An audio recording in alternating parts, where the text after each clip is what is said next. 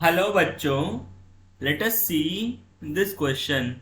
How has the principle of universal adult franchise helped in combating casteism? तो जो universal adult franchise है वो कैसे हेल्प किया कास्टिज्म को कॉम्बैट करने में, खत्म करने में. Now let us see the key concept for this question. So the key concept for this question is casteism. Now, what is casteism?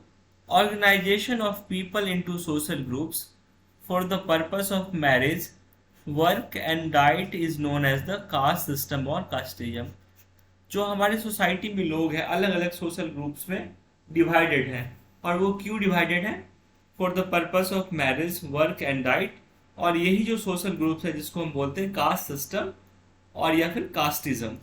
Now let us understand the answer to our question, how the universal adult franchise help in combating casteism. Under the universal adult franchise, all the citizens of India who are at least 18 years of age are voted to elect their representatives. They possess this right without any discrimination.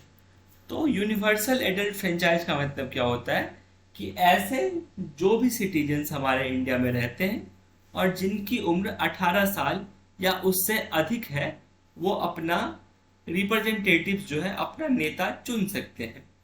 और ये right उनके पास है बिना किसी discrimination के.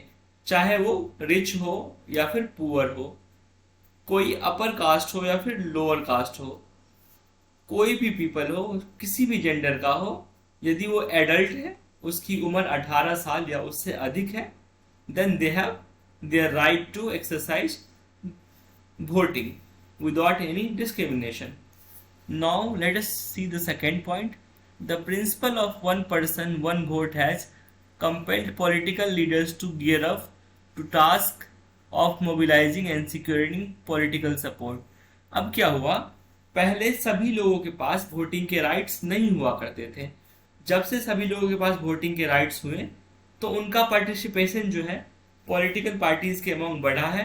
Political parties जितने भी लोग हैं अलग अलग एज ग्रुप के, अलग अलग कास्ट को, उनको चाहती है मोबिलाइज करना और मोबिलाइज करके उनसे उनका सपोर्ट लेना और बदले में उनकी मदद भी करते हैं. It also brought new consciousness among the people of caste that were hitherto treated as inferior in law. अब क्या होता था? पहले सभी लोगों के पास वोटिंग की राइट्स भी नहीं थी.